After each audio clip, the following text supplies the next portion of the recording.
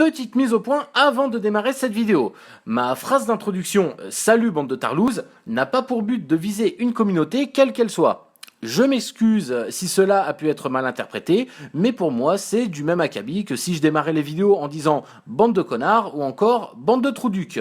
De mon point de vue, c'est plus une forme maladroite d'affection, mais si vous préférez la prochaine fois, je vous ferai des bisous.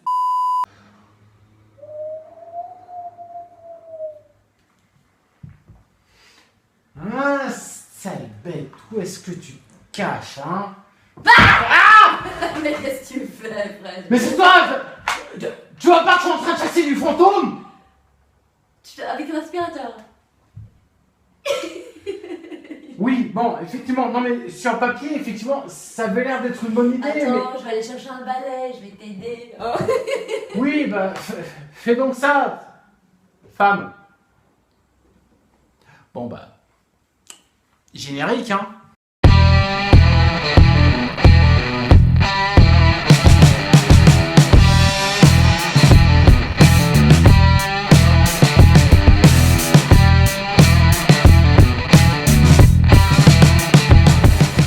Salut bande de...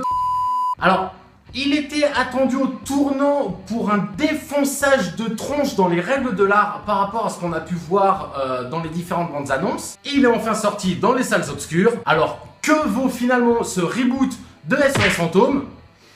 Eh ben, réponse tout de suite.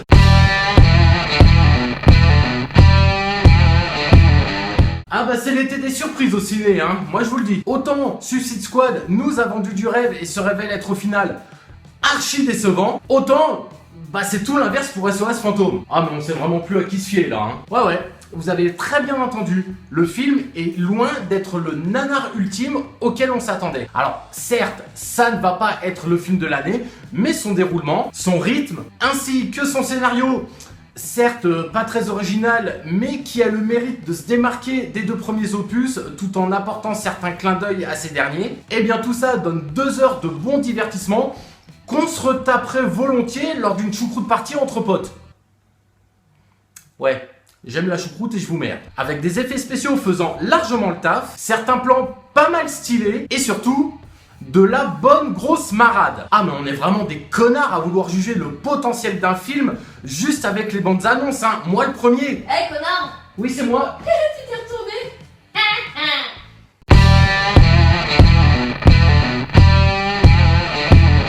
Grosse marade comme je le disais, car ouais, on se fend la poire. Bon, on n'en est pas à se taper le cul par terre non plus, hein, mais le film maîtrise super bien la rupture, les dialogues sont bien écrits et percutant pour la plupart, et la direction d'acteur est juste très bonne. Les 5 membres de SOS Fantôme se différencient vraiment par leur personnalité, là où ce n'était pas forcément le cas dans les 2 premiers opus, et on s'attache vraiment à tous les membres du groupe. Avec pour ma part une petite préférence pour Kate McKinnon, qui interprète une scientifique un peu borderline, steampunk et totalement barjo, ainsi que pour Chris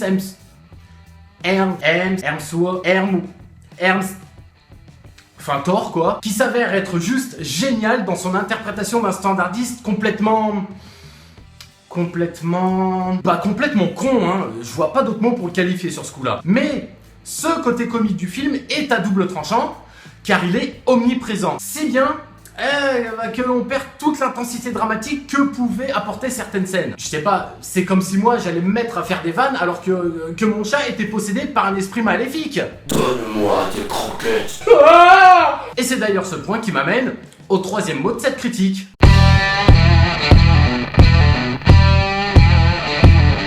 Inégal, car autant le film est bon dans la globalité, autant certaines scènes ne servent à rien si ce n'est à faire du remplissage, voire amuser facilement la galerie ou les enfants en bas âge. Petit exemple comme ça, il y a une scène durant laquelle les nanas de Ghostbusters apprennent à se servir de leur rayon laser.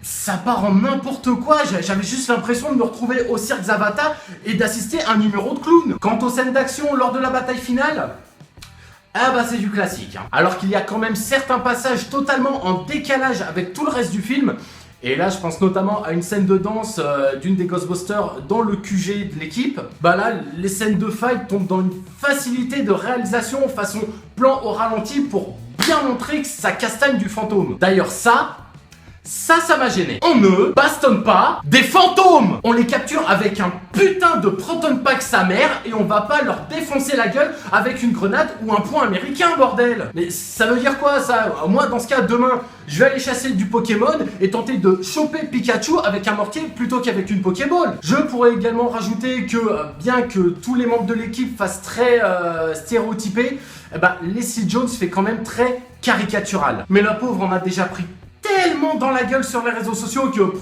Non, personnellement, je préfère pas participer à tout ça. Et juste pour en parler vite fait, cette polémique féministe qui a englobé le film dès les premières bandes annonces. Perso, je l'ai réellement ressenti qu'à un seul moment, et ce, lors de la bataille finale où les 4 Ghostbusters elles vont tirer avec leur rayon laser sur les parties du grand méchant. Ça fait pas littéralement pencher la balance vers le girl power non plus. Et puis merde quoi, c'est un film, c'est du divertissement avant tout, c'est pas le fer de lance de la cause féminine, bordel. Vous l'aurez donc compris, SOS Fantôme est à ma grande surprise un bon divertissement qu'il faut voir en cessant de faire des comparaisons avec les 2 premiers opus et surtout en oubliant cette putain de polémique de merde. Et d'ailleurs, je vous conseille vivement de rester jusqu'à la toute fin du film pour assister à l'ensemble des caméos. Le dernier est à mon sens le plus épique. Sur ce, rendez-vous très vite pour un nouveau numéro de 3 mots pour. Et en attendant, si vous voyez des choses étranges se dérouler près de chez vous, vous savez qui appeler. Ghostbusters! Ghostbusters! Mais t'as pas fini de squatter mes vidéos, toi? Non!